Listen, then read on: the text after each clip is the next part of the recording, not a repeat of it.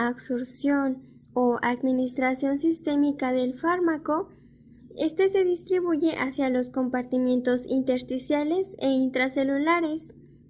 Los factores que afectan el grado y la cantidad de fármaco distribuido son el gasto cardíaco, el flujo sanguíneo regional, la permeabilidad capilar y el volumen del tejido.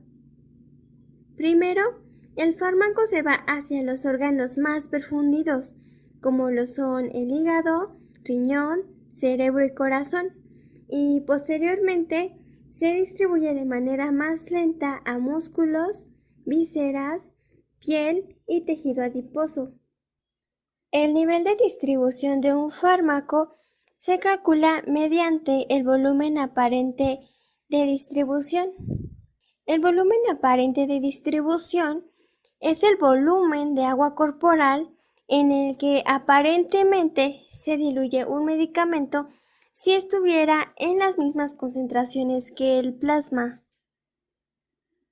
Para calcular este parámetro se divide la dosis disponible sobre la concentración plasmática a tiempo cero. Un ejemplo, calcula el volumen total de distribución para el ibuprofeno, que tiene una disponibilidad del 90% de una dosis de 400 miligramos y una concentración plasmática a tiempo cero de 34.2 microgramos sobre mililitro. Esto en un paciente con 70 kilogramos de peso corporal. Entonces tenemos la fórmula que es la biodisponibilidad por los miligramos del fármaco o de la dosis biodisponible sobre la concentración plasmática a tiempo cero. Para sacar la dosis biodisponible solo se tiene que hacer una multiplicación, sería 400, que son los miligramos de la dosis, por 0.90, que es la biodisponibilidad. Esto da como resultado 360.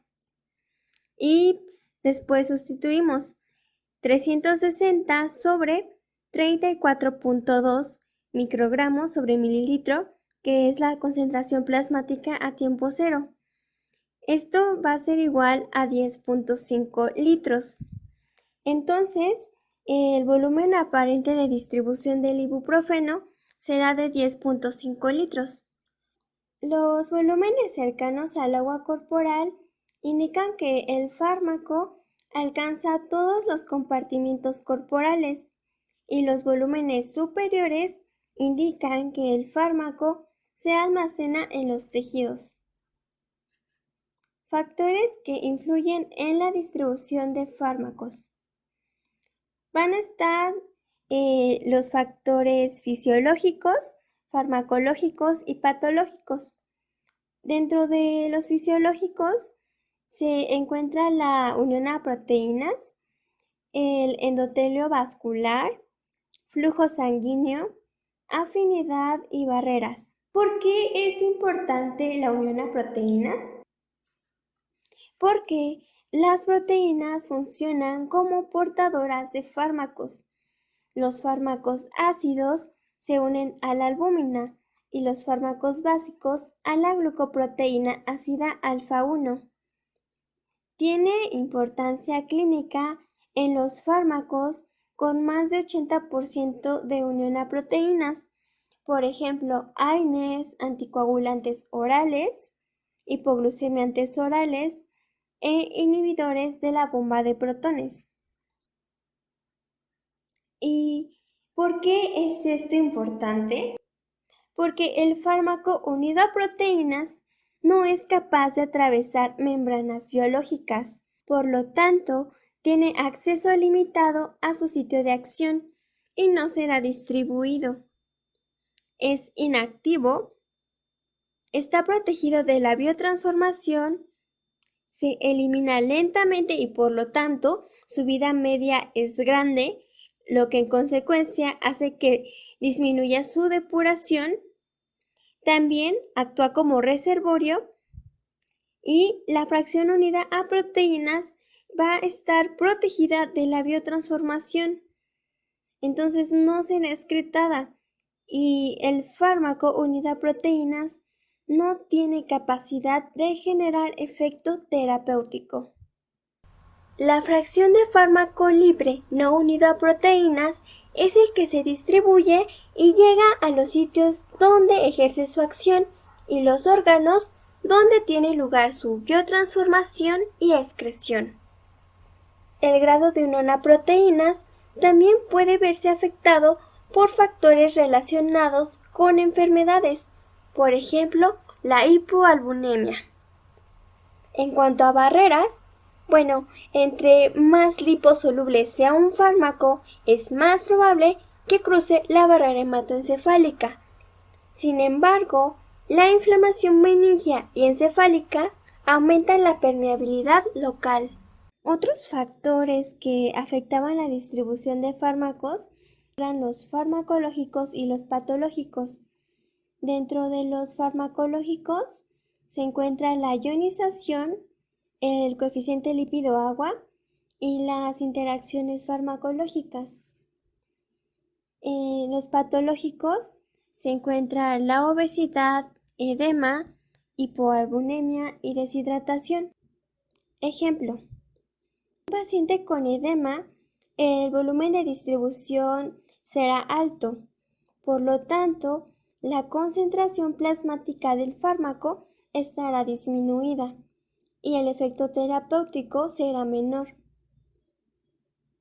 Por el contrario, en un paciente deshidratado, el volumen de distribución es menor y las concentraciones plasmáticas del fármaco estarán aumentadas. Distribución en hueso. Antibióticos como las tetraciclinas y otros agentes quelantes de iones metálicos divalentes y metales pesados pueden acumularse en el hueso. Esto puede ser peligroso y benéfico. Peligroso porque el hueso se vuelve reservorio de agentes tóxicos y desencadena efectos adversos. Un ejemplo son las tetraciclinas, que causan manchas en los dientes. Y los efectos benéficos de la absorción por el hueso es en tratamientos contra la osteoporosis. Redistribución. ¿Qué es la redistribución de fármacos?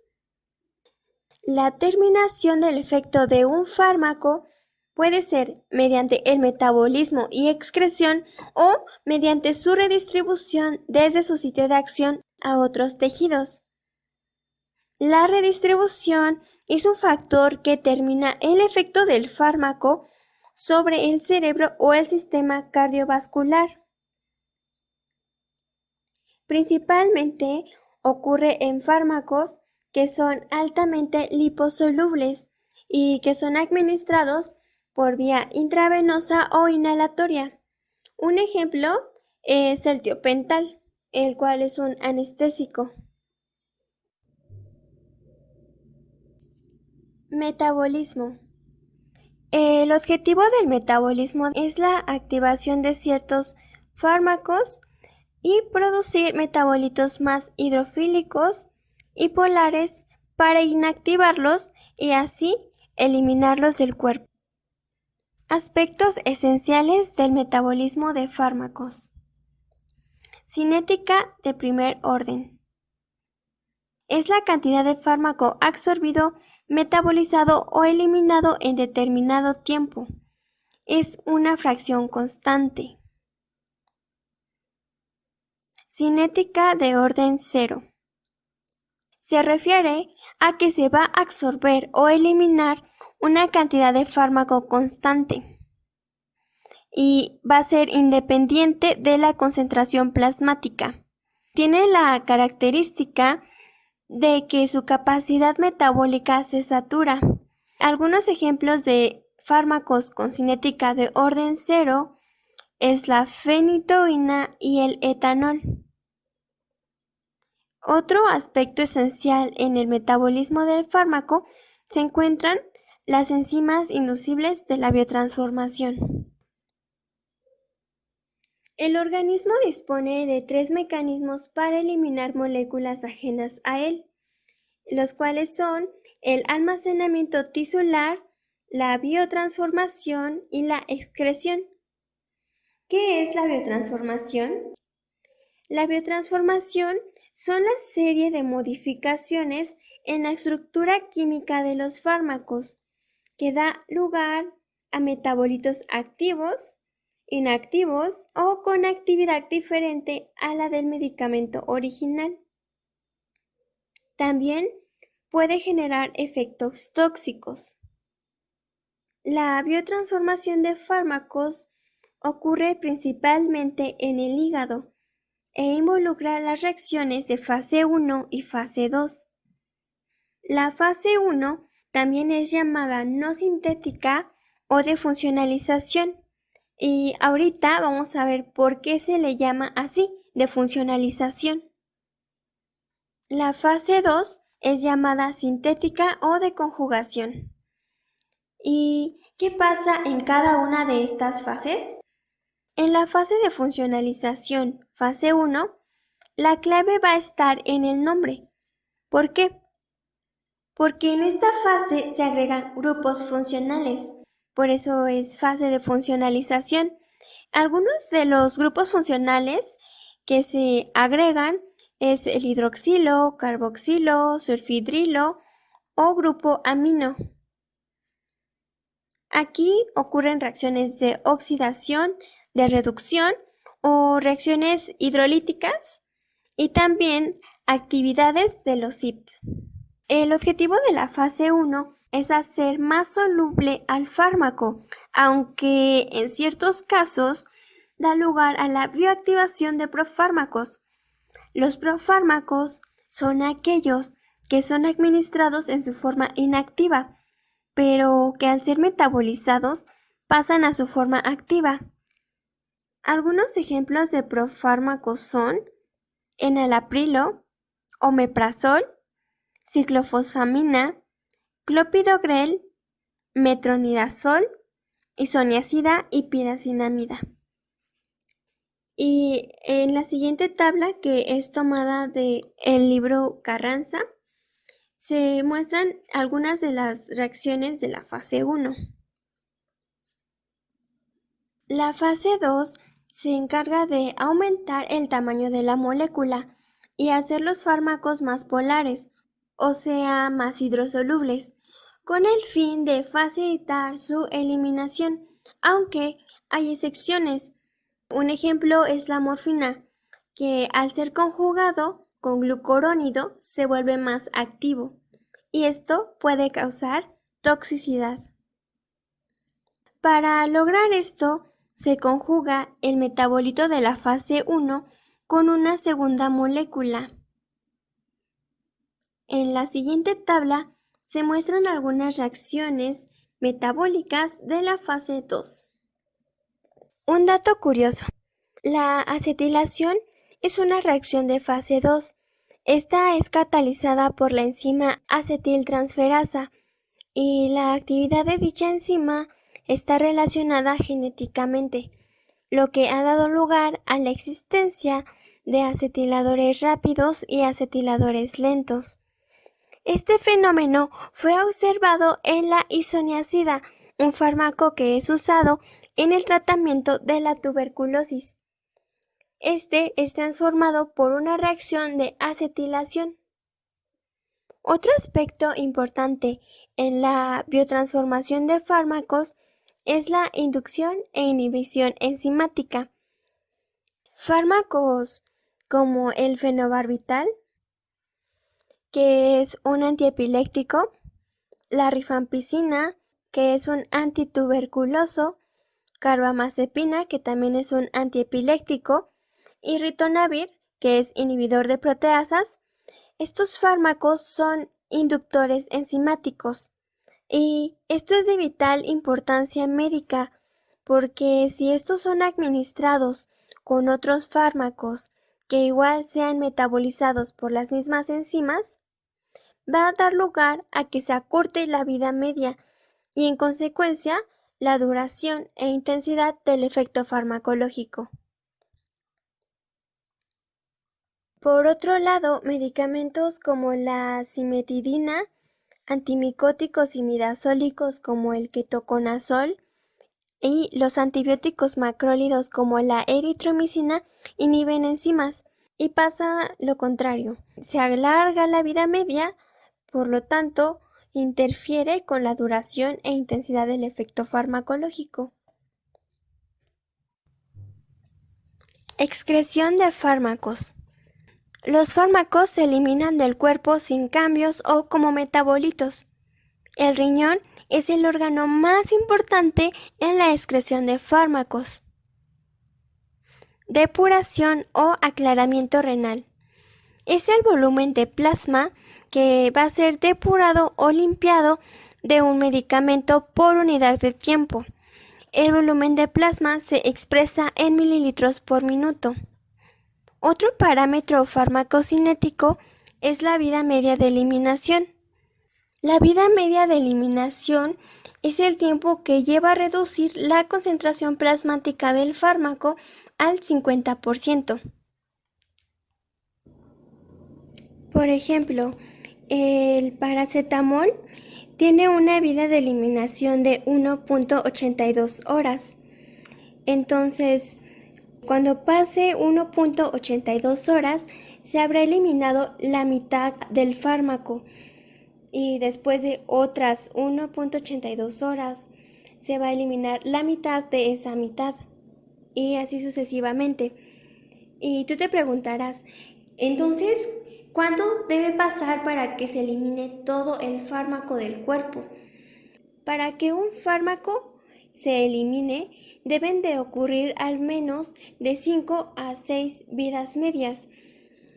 Pongamos un ejemplo. ¿En cuánto tiempo después de ingerir una dosis única de 650 miligramos de paracetamol limpiaría su cuerpo de dicho medicamento? Tenemos que la vida media del paracetamol es de 1.82 horas. Esto se va a multiplicar por 5 y el resultado es 9.1 horas. Porque recordemos que en 5 vidas medias de eliminación se elimina más del 95% del fármaco. Los fármacos se eliminan por filtración glomerular si su tamaño no es muy grande o si están unidos a proteínas y son hidrosolubles.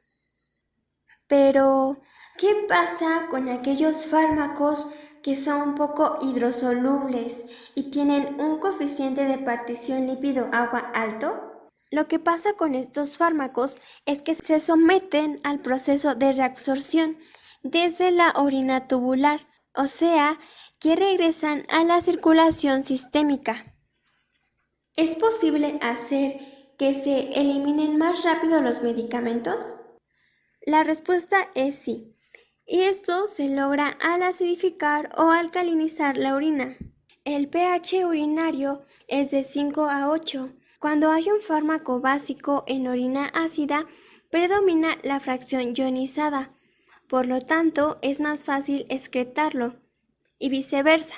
Si la orina es básica y el fármaco ácido, igual será excretado con mayor facilidad. La excepción será para aquellos fármacos que se reabsorban por un mecanismo de transporte activo. Otro mecanismo de eliminación es por la bilis, por mecanismos de transporte activo para aniones y cationes. Estas sustancias se pueden eliminar por las heces o pueden reabsorberse y después eliminarse. La capacidad del hígado para excretar metabolitos conjugados con ácido glucurónico se ve limitada, pues al excretarse la bilis en el intestino, las glucuronidasas del yeyuno y el ilion hidrolizan el enlace del conjugado y se regenera el fármaco original, que va a ser reabsorbido a este nivel. A esto se le conoce como circulación enterohepática. Por último, la eliminación también ocurre en el sudor, leche materna, saliva, lágrimas y piel. Esto ocurre en menor medida y depende de la liposolubilidad del fármaco. Y bueno, eso es todo, amigos. Si el video te gustó y te aportó valor, te invito a suscribirte al canal y a dejar tu like. Nos vemos en el próximo video.